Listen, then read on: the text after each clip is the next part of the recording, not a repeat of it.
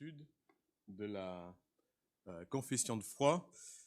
La confession de foi, elle est déjà un résumé de ce que nous croyons sur Dieu, sur ce que la Bible enseigne. Mais voir ensemble ce que dit la confession de foi, c'est aussi un résumé de ce qu'il y a. On fait un survol, parce que chaque chose est tellement, concernant Dieu, est tellement vaste, tellement grand, tellement immense, qu'on pourrait passer du temps sur chaque trait caractéristique. Alors, on avait vu la semaine dernière la section 2 qui parle de Dieu dans la profession de foi. Et puis, nous avions considéré donc le fait que Dieu est infini, c'est ça, éternel, esprit, et puis immuable en son être, sa sagesse. Et nous étions arrêtés, je pense, juste là. Il nous restait à voir les œuvres de Dieu. Et puis, donc, c'est ce qu'on va faire aujourd'hui. Et puis, considérer dans le temps qui nous reste l'aspect important du Dieu trinitaire. Alors, j'espère que ça marche là. Hop. Il faut appuyer sur quoi? C'est la flèche montante? Descendante. Ah oui, il faut que ce soit sur. C'était pas sur on. Voilà. Donc, les œuvres de Dieu. Nous croyons, nous avons écrit cela dans la profession de foi, nous croyons que Dieu est le tout-puissant créateur du ciel et de la terre, qu'il maintient toutes choses en existence et les gouverne de façon à faire toutes choses répondre à sa volonté. Et donc, dans ce qui est écrit là, eh bien, on voit qu'on parle du Dieu qui crée, du Dieu qui est le créateur, et puis du Dieu qui gouverne toutes choses, qui maintient en existence et qui gouverne toutes choses. Alors, l'œuvre de la création. La première fois que la Bible parle de Dieu, elle ne présente pas Dieu dans un attribut, on pourrait dire, de caractère, mais elle présente Dieu comme celui qui, je pense que j'ai appuyé trop vite, voilà, c'est ça, hop. Voilà, comme celui qui crée ici. Dieu est le créateur. Au commencement, Dieu créa les cieux, le ciel et la terre, les cieux et la terre. Donc c'est la première mention qui est faite de Dieu dans la Bible et c'est la première chose que l'on apprend. Donc nous disons que nous croyons que Dieu est le tout-puissant créateur et partout dans l'Écriture, après, cela est enseigné que Dieu est le créateur. Alors, par exemple, nous avons ce verset d'Ésaïe 64 qui dit « Cependant, ô Éternel, tu es notre Père, nous sommes l'argile et c'est toi qui nous as formés, nous sommes tous l'ouvrage de tes mains. » Tous les êtres humains sont l'ouvrage de ses mains. Pas quelques-uns, d'accord? Il n'a pas créé quelques-uns seulement, mais tous sont l'ouvrage de ses mains. Puis l'apôtre Paul, quand il parle aux Athéniens, vous vous rappelez dans Actes chapitre 17, qui était très friand de nouvelles, il parle du Dieu qui a fait le monde. Et il dit, et tout ce qui s'y trouve. Il est le Seigneur du ciel et de la terre. Il n'habite point dans des temples faits de mains d'hommes. Et puis un peu plus loin, il dit, car en lui, nous avons la vie, le mouvement et l'être. Donc il dit que non seulement Dieu a créé toutes choses, mais tout dépend de lui. Est-ce que cela souligne? Quand la Bible dit que Dieu au commencement, Dieu créa, d'un côté, on a Dieu, et puis de l'autre, on a tout ce qu'il a fait. Et il domine sur tout cela. Toutes ces choses dépendent de lui. Sans lui, ces choses ne peuvent exister. C'est un peu ce que souligne ici cette œuvre, on pourrait dire, de création. Quand on parle de Dieu, le créateur, eh bien, on parle de tout ce qui reste comme étant la créature. Okay? Et tout ce qui reste est soumis et est lié à ce créateur-là et tire leur subsistance de ce créateur. C'est pour ça que nous exprimons cela en disant que Dieu crée, mais aussi qu'il soutient toutes choses et qu'il gouverne toutes choses. Donc, l'œuvre de la gouvernance ici de Dieu. Dieu est le créateur, mais il est aussi celui qui prend soin de sa créature. On trouve cela beaucoup dans l'Écriture, ici. Hébreux 1, 2 nous dit Dieu, dans les derniers temps, nous a parlé par le Fils, qu'il a établi héritier de toutes choses, par lequel il a aussi créé le monde, et qui, étant le reflet de sa gloire et l'empreinte de sa personne, et qui soutenant toutes choses par sa parole puissante. À travers Christ, Dieu soutient toutes choses par sa parole puissante. Quand nous regardons tout ce qu'il y a autour de nous, parfois le monde nous dit, oui, la Terre est en train de dériver, les glaciers sont en train de fondre, la température monte, si on ne fait rien, eh bien on va tous disparaître, etc. On crie après les gouvernements parce qu'ils ne prennent pas assez en compte l'écologie. La Bible dit que Dieu soutient toutes choses par sa parole puissante. Si Dieu ne le faisait pas, il y a longtemps que les choses seraient déjà dans un chaos beaucoup plus grand. Mais Dieu est celui qui soutient sa création. Il gouverne sur sa création. Et il dit, la Bible montre même qu'il a une gouvernance totale sur toutes choses. Il gouverne sur l'univers matériel. Alors on peut lire ensemble Job 38, quelqu'un peut prendre peut-être Job 38, 25 ici, et puis quelqu'un d'autre, Luc 8, 25. Donc préparez déjà cela.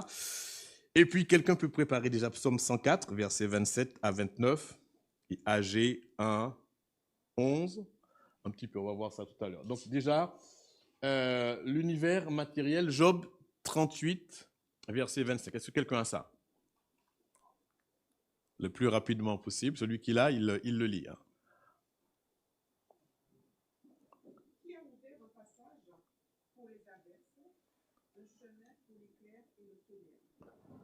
Voilà, donc Dieu, il parle ici de quoi? De l'éclair, du tonnerre, ce sont des choses qui sont... Voilà, nous on vit avec ça comme si de rien n'était. Quand on entend le tonnerre, on ne fait pas attention. Quand on entend l'éclair, on fait pas... Mais la Bible dit que le chemin même, vous avez déjà vu un éclair? Je ne sais pas si vous avez déjà vu dans le ciel les traces de l'éclair. C'est très... Enfin, moi, ça me semble très désordonné. Ça fait des espèces de zigzags et puis ça part à plusieurs flèches, etc. Mais la Bible dit que Dieu a frayé un chemin à tout cela. Rien, même ça ne se passe pas sans que Dieu gouverne, sans que Dieu contrôle. Et puis, Luc 8, 25, quelqu'un là? Oui, vas-y François. Puis il leur dit, où est votre foi? Il dit de frayeur et d'étonnement, ils se dirent les uns aux autres, quel est donc celui-ci qui commandait à mourant et à l'eau, et à qui il obéit? Voilà. Donc ça c'était dans la tempête. Vous vous rappelez les disciples là ainsi qui sont terrifiés, puis qui voient Jésus qui parle aux éléments et puis les éléments se calment. Une grosse tempête et puis il dit tais-toi et le calme revient. Donc il a une gouvernance totale sur l'univers. Il a une gouvernance totale aussi sur le monde animal et végétal. Alors on peut lire peut-être le psaume 104 verset 27. Et 29, psaume 104, 27, 29, et AG 1, 11, deux autres personnes peuvent chercher cela, ici. Quelqu'un là? Oui, AG, on peut commencer avec AG, c'est bien. J'ai appelé la sécheresse sur le pays, sur les montagnes, sur le blé, sur le vin nouveau, sur l'huile, sur ce que produit le sol, sur les hommes et sur les bêtes, et sur tout le travail des mains. Voilà. Dieu appelle la sécheresse sur toutes ces choses. Il gouverne sur l'univers. Quand on voit une sécheresse, on explique ça de manière scientifique. Certes, il y a des causes secondaires qui sont scientifiques, mais Dieu dit aussi qu'il pose sa main sur ces choses. Il y a un passage qui dit, il pose sa main sur la montagne et elle est fumante. Et on a une éruption. Et donc, Dieu gouverne aussi ainsi sur l'ensemble du monde. Et Psaume 104, quelqu'un là? Oui, Wilson. Tu lis 27 à 29. Ouais. Psaume 104, 27 à 29. Tous ces animaux espèrent en toi pour que tu leur donnes la nourriture en son temps. Tu leur donnes et ils la recueillent. Tu ouvres ta main et ils se rassasient de bien. Tu caches ta face, ils sont tremblants. Tu leur retires le souffle, ils expirent et retournent dans leur poussière. Voilà, on peut s'arrêter là. Merci. D'accord. Donc on voit ici, tu fais ceci, tu fais cela, avec les animaux. Avec les animaux.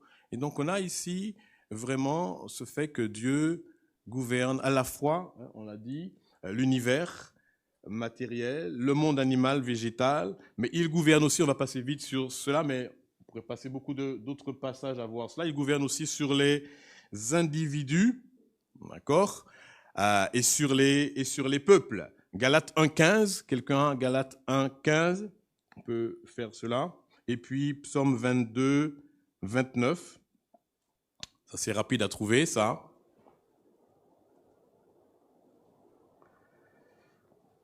Oui, vas-y. Oui, Galates 1,15.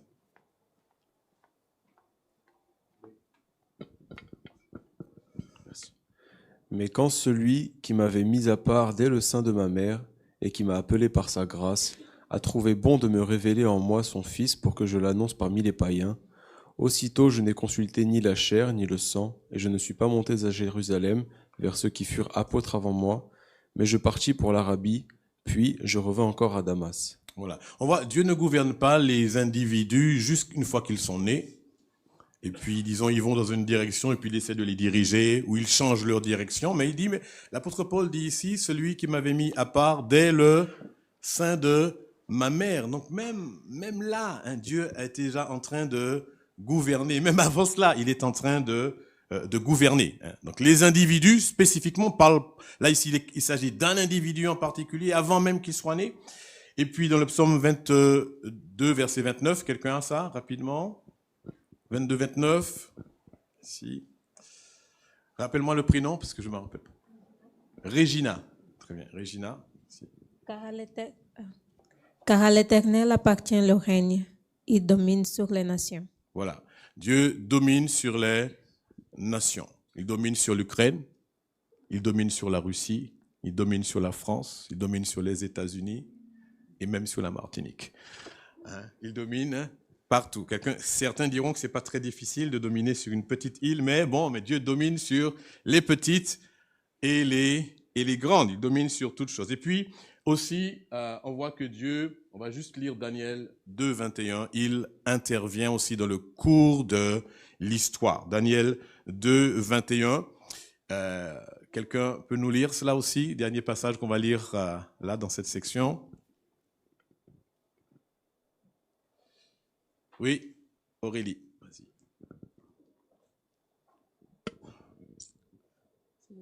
Daniel 2, 21. C'est lui qui change les temps et les circonstances, qui renverse et qui établit les rois, qui donne la sagesse aux sages et la science à ceux qui ont de l'intelligence. Voilà. Quand on regarde l'histoire, des fois, on se dit, c'est un dictateur qui est arrivé là au pouvoir. Ça, c'est pas Dieu qui fait ça, c'est des hommes qui ont fait des choses, etc. Et puis là, c'est quelqu'un qui semble être gentil, ça semble venir de Dieu, etc. Les circonstances sont bonnes et puis des fois, les circonstances sont mauvaises. Certains sont dans des mouvements, dans des systèmes politiques démocratiques, d'autres c'est autocratique, d'autres c'est de la dictature, etc. La Bible dit que Dieu change les circonstances, il établit, il abaisse, il place, etc. Et il le fait avec sagesse, avec parfaite sagesse. Et en tant qu'enfant de Dieu, c'est ce que nous croyons.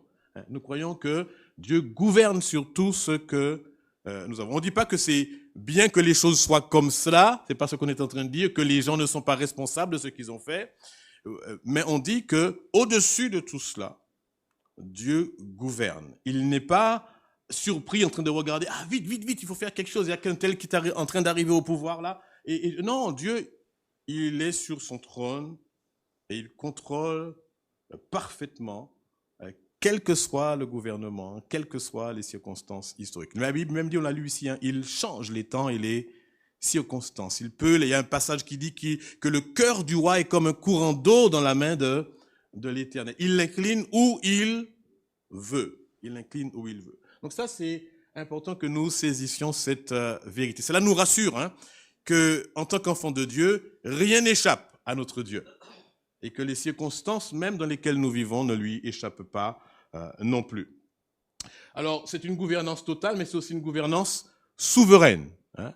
Il agit de manière souveraine sur toute chose. On va lire juste ce verset dans 1 Chronique 29, où tu crois que c'est une prière de David. Hein. Ici, il dit « À toi, Éternel, la grandeur, la force et la magnificence, l'éternité et la gloire. » C'est presque une confession de foi qu'il fait ici. Hein. L'éternité et la gloire, car tout ce qui est au ciel et sur la terre t'appartient. À toi, Éternel, le règne, car tu t'élèves souverainement au-dessus de tout, et c'est de toi que viennent la richesse, la gloire. C'est toi qui domines sur tout. C'est de ta main que sont la force et la puissance, et c'est ta main qui a le pouvoir d'agrandir et d'affermir toutes choses. Et puis dans Éphésiens, nous lisons aussi ceci. En lui, nous sommes aussi devenus héritiers, ayant été prédestinés suivant le plan de celui qui opère toutes choses d'après le conseil de sa volonté. David dit que Dieu fait toutes choses de manière souveraine, il a tout pouvoir, hein. Il a le pouvoir d'agrandir et d'affermir toutes choses, et l'apôtre Paul dit que même dans le domaine du salut, hein, Dieu opère aussi toutes choses selon le conseil de sa volonté. Il n'y a rien, les circonstances extérieures, mais même juste ce que nous pouvons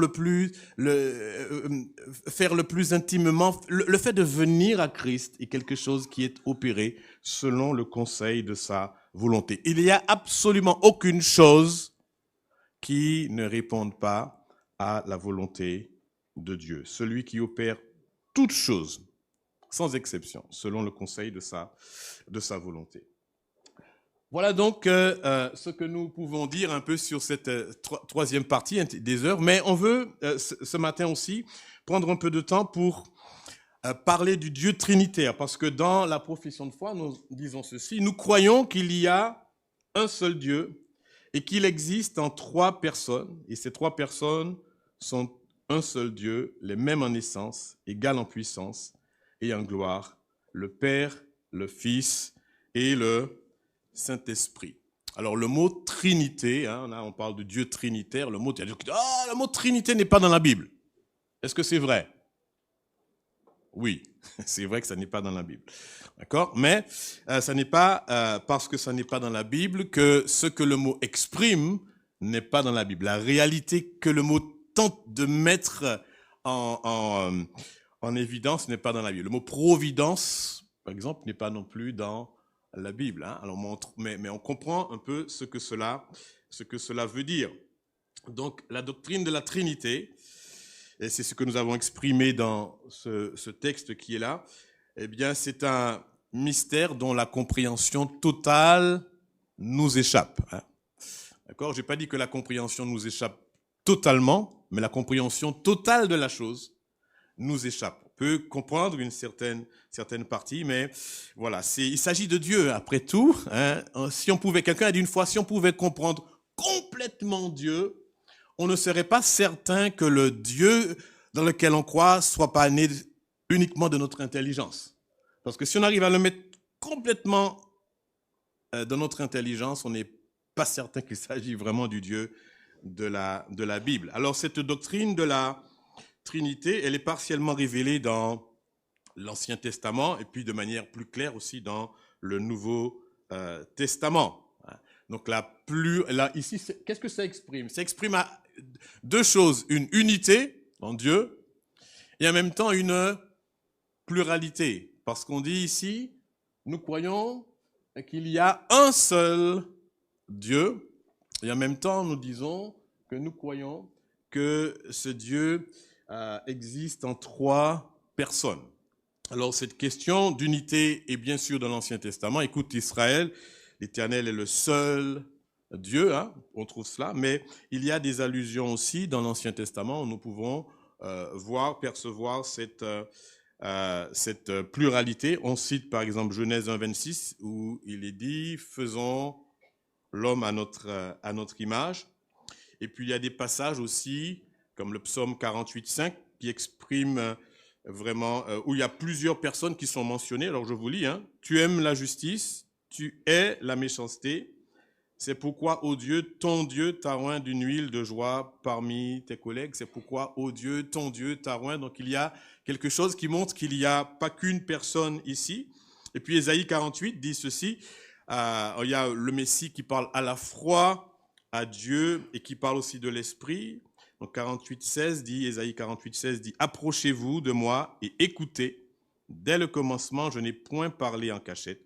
Dès l'origine de ces choses, j'ai été là. Et maintenant, le Seigneur l'Éternel m'a envoyé avec son esprit. Okay? Donc il y a encore le Seigneur l'Éternel m'a envoyé, il y a deux personnes, et avec son esprit, et s'exprime un peu cette pluralité. Mais dans le Nouveau Testament, c'est beaucoup plus clair, hein, bien sûr.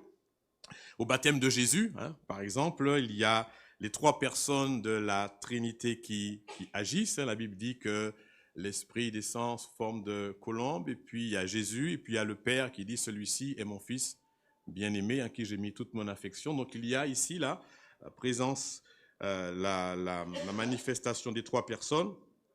On voit dans l'Écriture que le Père envoie le Fils. On voit que le Père et le Fils envoient le Saint-Esprit.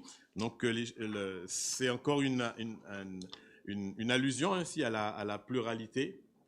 Et puis, quand on lit, par exemple, l'Épître de Pierre, hein, il est question du fait qu'on est élu selon la préscience de Dieu par la sanctification de l'Esprit afin de participer à l'aspersion du sang de Christ. Il y a donc pas mal de passages comme cela qui expriment ce qui est écrit ici.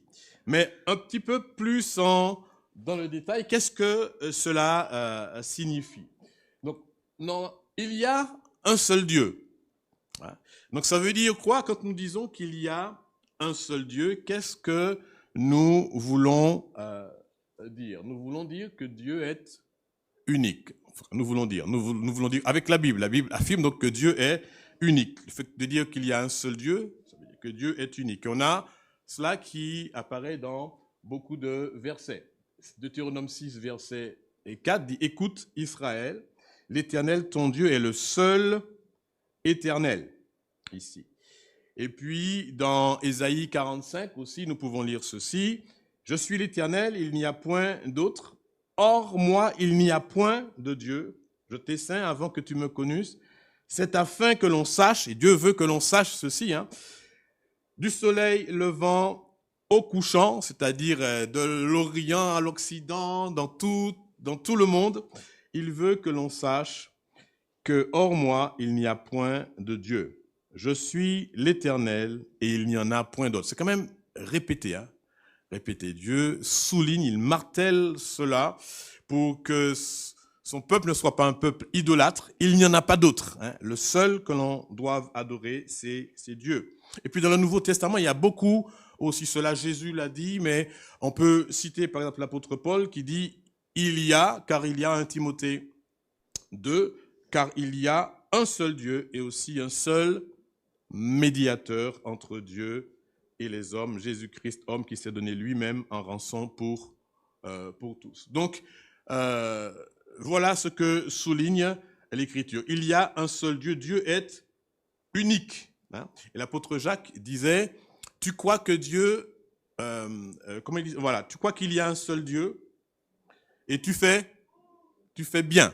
D'accord. C'est pas suffisant parce qu'il dit que c'est la foi des démons, hein. Et les démons aussi quoi ça. Mais déjà, il dit tu fais bien de croire qu'il y a un seul Dieu. C'est une bonne chose que tu crois cela parce que Dieu veut que tu le crois. Hein. Donc nous devons croire qu'il y a un seul Dieu. Parfois les gens disent oui, mais ça c'est ton Dieu. Hein. Tu as ton Dieu, moi j'ai le mien. Hein. Quelqu'un m'a dit une fois, mais c'est parce que tu es né là où tu es né que tu crois en Dieu. Si tu étais né dans un autre pays, tu parlerais de Allah. Si tu étais né dans un autre pays, tu parlerais de Bouddha. C'est simplement ton lieu de naissance qui détermine. Voilà. Donc ça veut dire que chacun il a son Dieu. Mais l'Écriture dit non. Dieu dit je veux que du soleil levant jusqu'au couchant on sache qu'il n'y a point de Dieu hors moi. Je suis seul, unique. Donc il y a ce sens dans ce que Dieu dit quand il parle du Dieu unique. Mais aussi, il dit que Dieu est indivisible. C'est-à-dire, il y a une unicité quand il est question de seul Dieu. Dire que Dieu dire qu'il y a un seul Dieu, c'est dire que Dieu est unique, mais aussi qu'il est indivisible. Parfois, on parle de la simplicité de Dieu. Pareil, Dieu est simple. Alors, ça ne veut pas dire qu'il est simple d'esprit, ça ne veut pas dire qu'il est simplet, voilà, ça ne veut pas dire qu'il n'aime pas les choses compliquées. Voilà. Parfois, on dit, oui, les hommes, ils sont compliqués. Heureusement que Dieu n'est pas aussi compliqué que ça. Hein? C'est pas ça que ça veut dire. Hein? Ça veut dire qu'il n'est pas décomposable. Il est simple, ça veut dire qu'on ne peut pas le décomposer en plusieurs morceaux et puis après le reconstituer, hein? Le découper avec ses attributs. Dieu, il est amour, Dieu, il est etc. Il dit non, on peut pas faire ça. La simplicité exprime cette nature non composée de Dieu. Il est seul. Il y a une unicité en lui. Alors j'ai trouvé cette image sur Internet, mais on la trouve dans les livres aussi de théologie. Hein, c'est une image qui montre que Dieu n'est pas la somme de tous ses attributs. Alors, on ne peut pas prendre les attributs de Dieu et puis dire que Dieu, c'est la justice, d'accord, ajouté à la sagesse, ajouté à l'amour, à la colère, à l'omniprésence, à l'omnipotence. Et puis quand on rassemble tout cela, on obtient Dieu. Non, ce n'est pas ainsi qu'il faut le comprendre ici. Et puis il y a une autre image encore qui montre ici que les attributs ne sont pas extérieurs à l'essence de Dieu. Donc voilà, il y a Dieu ici, et puis il y a tous les attributs qui sont à l'extérieur de lui, donc il devient ces choses. Donc ce n'est pas ainsi non plus qu'il faut comprendre Dieu. C'est-à-dire que l'ensemble de l'être de Dieu, c'est comme ça qu'on le dit, comprend tous ses attributs. L'ensemble de l'être de Dieu comprend tous ses attributs. Okay. Dieu, il n'est pas indivisible, d'accord? Et on ne peut pas le décomposer et on ne peut pas le recomposer avec quelque chose. Il est un, il est indivisible. Et tout ce qu'il est, il l'est parfaitement. Quand il est dit que Dieu est amour, eh bien, il est parfaitement amour, mais il est totalement son attribut, hein, ici. Il n'est pas la somme de ses attributs, okay? Il est entièrement ce que sont ses attributs. Okay? Et puis, ça c'est la conclusion qu'on peut tirer, et Dieu n'est pas plus un attribut qu'un autre. On ne peut pas dire Dieu est plus amour que justice, ou Dieu est plus justice qu'amour. Dieu, il est plus amour que le Dieu juge. Hein? La Bible ne dit pas ça. Il est autant amour qu'il est feu dévorant. Il est toujours parfaitement ce qu'il est. Tous ses attributs, il est totalement tout ce que sont ses attributs. Alors, je crois que j'ai trouvé cette phrase ici de quelqu'un qui a dit ceci. Il dit que Dieu est un être simple, sans partie ni morceau. Ses attributs ne sont pas collés à lui, mais il est ce que ses attributs sont. Et c'est pour ça qu'on peut dire Dieu est amour. Quand on dit Dieu est amour, on ne dit pas que simplement que Dieu aime, on dit que c'est sa nature même. Il est pleinement amour. Dieu est un feu dévorant, il est pleinement un feu dévorant. Dieu est justice, il est pleinement là, la justice. Et je crois que dans le fait de dire que Dieu est un, il y a tout cela. Quand on parle de ses attributs, on en parle en disant que Dieu, il est totalement, parfaitement cet attribut-là. Il est parfaitement saint, totalement saint. Je ne sais pas si j'arrive à vous faire sentir ça comme il faudrait. Donc Dieu, il y a un seul Dieu, mais Dieu existe aussi en trois personnes distinctes. Et c'est là qu'on commence à avoir des difficultés. Hein. Ici, le Père, le Fils et le Saint-Esprit, c'est ce qu'on dit dans notre profession de foi. Hein. Nous croyons, d'accord, qu'il y a un seul Dieu, mais que ce Dieu existe en trois personnes, le Père, le Fils et le Saint-Esprit. Et ce que nous croyons aussi, c'est que puisqu'elles sont distinctes, c'est que le Père n'est pas le Fils. Nous croyons aussi que le Fils n'est pas le Saint-Esprit. Et nous croyons aussi que le Père n'est pas le Saint-Esprit. Mais, donc ces trois personnes sont distinctes. C'est ce que nous croyons, n'est-ce pas? Un seul Dieu, mais qui existe en trois personnes. Alors, le mot personne, ça peut prêter parfois à confusion, parce que quand on parle de nous, des personnes, on est des personnes individuelles ici dans la salle, et on n'est pas tous identiques. On dit même, j'ai ma personnalité, un petit peu. Mais pour Dieu, ce n'est pas tout à fait comme ça qu'il faut comprendre le mot personne. En Dieu, on peut dire qu'il n'y a pas trois individus qui sont juxtaposés l'un à l'autre, mais seulement, quelqu'un a exprimé ça comme ça, trois consciences personnelles au sein de l'essence divine. Il y en a qui n'utilisent pas le mot personne, qui utilisent le mot subsistance, le mot, etc., pour pouvoir exprimer cela. Mais ce que le mot veut dire ici, ce que la Bible enseigne en tout cas, c'est que il y a, on pourrait le dire comme a dit cette personne, trois consciences personnelles au sein d'une même essence divine, au sein d'une seule essence divine.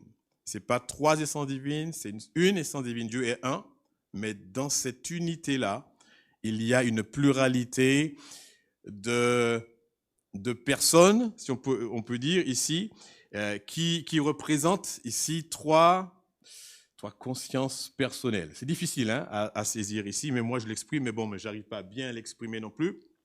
Alors, ce qu'on peut voir ici, ce qu'on veut dire, c'est que on voit dans la Bible que ces personnes sont distinctes par le fait que, les trois personnes sont présentées côte à côte dans l'Écriture. Par exemple, lors du baptême de Jésus, vous vous rappelez de cela, on l'a dit tout à l'heure. Il y a le Saint-Esprit qui descend comme une colombe, le Père qui parle, et puis il y a le Fils qui est présent. Donc, on a bien une manifestation de la distinction de ces personnes, le fait qu'elles sont présentées côte à côte, ici.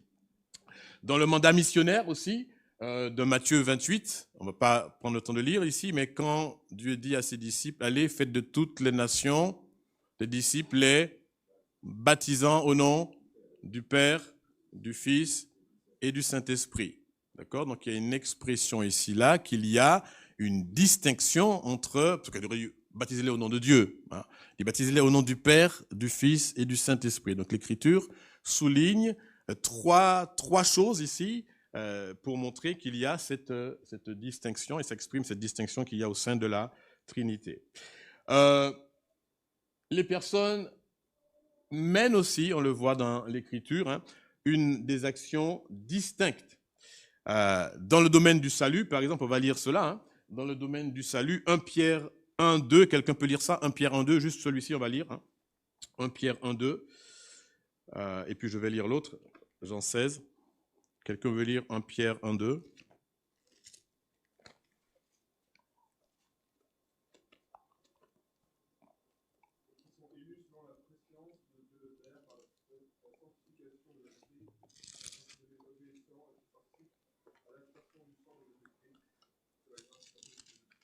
Voilà. Donc là, ici, on voit que l'apôtre Pierre parle de ceux qui sont élus selon la préscience il cite bien Dieu le Père, et puis par la sanctification de l'Esprit, et il participe à l'aspersion du sang de Jésus-Christ. Donc on a on pourrait dire dans le salut ici, trois actions des personnes de la Trinité. Mais en Jean 16, par exemple, Jean 16, 14, je lis ceci, il dit,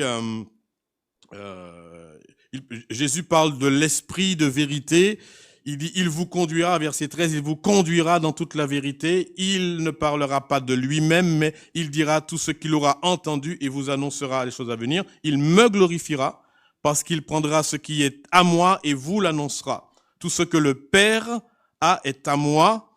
Et j'ai dit qu'il prend ce qui est à moi et qu'il vous l'annoncera. Donc on voit ici Jésus qui parle, il parle de lui, il parle du Saint-Esprit, il parle du Père, il dit le Saint-Esprit prendra de ce qui est à moi, il vous l'annoncera, etc. Et c'est extraordinaire de voir un peu l'action ici dans des personnes de la Trinité même, auprès que Jésus annonce dans le ministère du Saint-Esprit quand il viendra à la Pentecôte.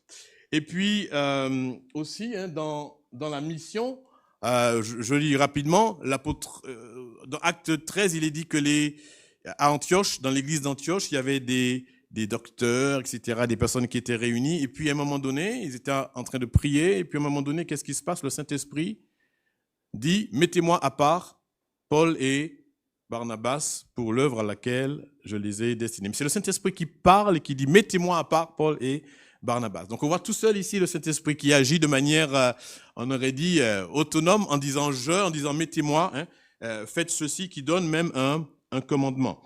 Donc les personnes agissent dans des actions distinctes, mais les personnes aussi communiquent et entretiennent une relation. C'est ce qu'on voit au sein de la Trinité. On n'aura pas le temps de lire ces versets, mais le Père, on le voit, parle au Fils. Hein, dans Marc 1,11, il dit « Tu es mon Fils, bien-aimé ». Et puis, le Père, ici aussi, il aime le Fils. La Bible le dit, hein, le Père aime le Fils. Donc, il y a une relation entre deux personnes. Ça exprime aussi cette distinction des personnes. Chacune, dernier point qu'on va souligner ici, c'est que chacune des trois personnes est Dieu. Donc, les trois choses qu'on a dites dans la profession de foi, c'est qu'il y a un seul Dieu, il existe en trois personnes, et que chacune des trois personnes est également Dieu. Ça veut dire quoi? Ça veut dire que le Père est pleinement Dieu.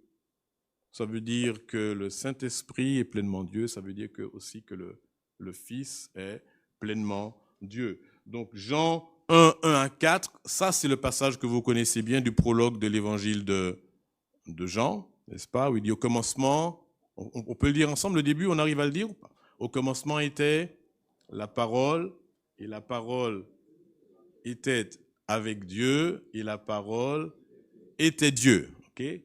Au commencement était la parole, et puis il parle du fait qu'il a créé toutes choses et que rien de ce qui a été créé n'a été créé sans elle. Donc ça, on trouve cela ici dans Tite. Donc le Fils, aussi est pleinement Dieu. Hein. Donc je vous laisse noter les versets si vous voulez les noter, mais on reviendra la prochaine fois sur Jésus-Christ particulièrement, et ça sera beaucoup plus développé, hein, le fait que Christ est pleinement Dieu, mais là je fais que le citer. Et puis aussi, le Saint-Esprit est pleinement Dieu. On le trouve à plusieurs endroits. Je me souviens une fois avoir parlé de ça avec quelqu'un qui me disait « mais je ne savais même pas que le Saint-Esprit était une personne hein ». Et il pensait toujours, quelqu'un qui était à l'église, pensait toujours que le Saint-Esprit c'est une force qui agit tout simplement, mais sans personnalité hein, ici. La Bible dit que le Saint-Esprit est la troisième personne de la Trinité, mais qu'elle est également Dieu. Et l'apôtre Pierre, vous vous rappelez dans Acte 5 ici, c'est l'exemple avec Ananias et Saphira, où l'apôtre Paul dit je crois que c'est à Ananias qui dit ça, « Comment Satan a-t-il rempli ton cœur au point que tu mentes au Saint-Esprit ?» Et puis un peu plus tard, il lui dit que c'est à Dieu que tu as menti. Donc ici, il met les deux choses en parallèle. Alors, chacune de ces trois personnes est Dieu. Donc ce que l'on peut dire de cela, c'est que tout ce qu'on dira au sujet de Dieu peut se dire au sujet de chaque personne, car chacune d'elles est Dieu. Ici, c'est ce qu'a dit Stuart Olyott. Hein, il dit tout ce qu'on dira ici au sujet de Dieu peut se dire des trois personnes. Si vous dites ici que Dieu est saint, mais vous pouvez dire que Jésus-Christ est saint et que le Saint-Esprit est saint, ça va de soi, etc. Et puis que le Père est saint. Prenez n'importe quelle chose que vous pouvez dire de Dieu, vous pouvez le dire des trois personnes de la Trinité. Elles sont-elles glorieuses? Toutes les trois sont glorieuses. Sont-elles dignes d'adoration? Toutes les trois sont dignes d'adoration. D'accord? Par contre, ce qu'on dit d'une personne, on ne peut pas le dire forcément des trois personnes de la Trinité. Ce qu'on dit de Dieu, on peut le dire des trois, parce que les trois sont pleinement Dieu. Mais ce qu'on dit d'une personne, on ne peut pas le dire des trois. On peut dire que le Fils est né de Marie. On ne peut pas dire que le Père est né de Marie. On peut dire que le Fils a donné sa vie à la croix. On ne peut pas dire que le Saint-Esprit a donné sa vie à la croix. C'est pas pareil, d'accord?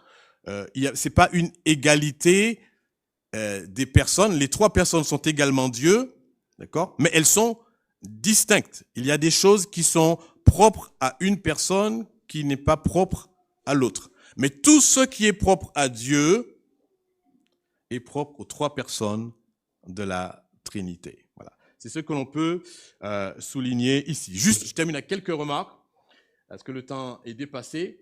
La doctrine de la Trinité dépasse parfois notre compréhension, mais elle n'est pas contradictoire. Il y a des gens qui disent, mais c'est contradictoire. On dit qu'il y a un seul Dieu, puis on dit qu'il existe en trois personnes. La Bible ne dit jamais qu'il y a un seul Dieu et trois dieux. Elle n'a pas dit ça. Ça, c'est contradictoire. Il ne dit pas qu'il y a une seule personne et trois personnes distinctes. Elle ne dit pas ça. Elle dit qu'il y a un seul Dieu, mais que ce Dieu existe en trois personnes. C'est peut-être difficile à mettre ça dans notre petite boîte, mais c'est pas contradictoire. La Bible ne nous demande jamais de croire en quelque chose qui est contradictoire. C'est pas illogique ici. Une deuxième chose que l'on peut dire aussi, parfois on utilise des images, mais les images sont toutes imparfaites, n'est-ce pas, pour cerner ce que représente la Trinité, pour cerner la réalité de la Trinité. Alors, peut-être ça marche pour un aspect, mais pas pour l'ensemble. Alors, des fois, on évite un petit peu les images parce que ça nous trouble un peu. Mais aussi, ce qu'il faut reconnaître, c'est que si on néglige un aspect des trois choses, il y a un seul Dieu qui existe en trois personnes distinctes et que chacune des trois personnes est également Dieu, eh bien, on tombe dans l'erreur. Dans l'histoire, il y a eu beaucoup d'hérésies par le fait que pour pouvoir comprendre la doctrine de la Trinité, des personnes ont juste négligé un aspect et on a basculé dans de l'hérésie. Il faut prendre l'ensemble de ce que l'Écriture enseigne là-dessus. Et puis, c'est quoi l'importance de la doctrine de la Trinité? Est-ce qu'après tout, c'est important? Est-ce qu'après tout, voilà, on a mis ça dans la profession de foi, mais est-ce qu'on aurait pu ne pas la mettre? Et puis, est-ce qu'il y a besoin de croire cela pour être un chrétien, etc. Deux choses, peut-être plus de choses qu'on pourrait dire là-dessus. Elle est importante parce que c'est ainsi que Dieu est et qu'il s'est révélé. Donc, si on prétend connaître Dieu, on doit chercher à le connaître tel qu'il s'est révélé. Et tout ce qu'il a dit, pour qu'on puisse le connaître, est important. D'accord ? Donc, s'il se révèle comme le Dieu trinitaire, il est absolument important que l'on cherche à le connaître de la manière avec laquelle il s'est révélé. Et ça, c'est une chose que l'on doit comprendre. Parfois, on dit à quoi ça sert. Quelqu'un disait, on est dans une expression d'utilité, mais ici, il n'est pas question de chercher à quoi ça sert, etc. Il est question de chercher à connaître simplement Dieu de la manière avec laquelle il s'est révélé. Et puis, une dernière chose, elle est importante parce que l'évangile du salut est trinitaire. Si vous regardez la Bible, vous ne pouvez pas échapper au fait que l'évangile du salut est trinitaire. D'accord ? Donc, il y a beaucoup de passages qui le soulignent, mais juste ici, je vais vous lire juste un passage de Galates, je crois, qui dit ici, Galates 4.4, il dit, lorsque les temps ont été accomplis, Dieu a envoyé son Fils, né d'une femme sous la loi, afin qu'il rachetât ceux qui étaient sous la loi, afin que nous reçussions l'adoption. Et parce que vous êtes fils, Dieu a envoyé dans nos cœurs l'esprit de son Fils, par lequel nous crions Abba Père. C'est un salut profondément trinitaire. Okay. Et donc, si nous ne croyons pas que c'est Dieu qui a envoyé le Fils et que Dieu et le Fils envoient le Saint-Esprit et que c'est ce Saint-Esprit en nous qui on le voit, qui répand dans nos cœurs l'amour de Dieu pour que nous puissions être appelés enfants de Dieu, pour que nous-mêmes nous puissions appeler Dieu notre Père, eh bien nous passons à côté de la réalité de l'Évangile. Donc c'est important de chercher autant que possible à saisir ces choses, ça ne veut pas dire qu'on va les comprendre totalement, mais à les recevoir dans la foi parce que le salut que Dieu nous offre est profondément ici trinitaire. Et la Bible dit, Jésus disait lui-même, la vie éternelle, c'est qu'ils te connaissent, toi le seul vrai Dieu et celui que tu as envoyé, Jésus-Christ. Et l'Esprit de Dieu en nous nous aide à parvenir à cette connaissance de Dieu. Alors voilà, je vais m'arrêter là.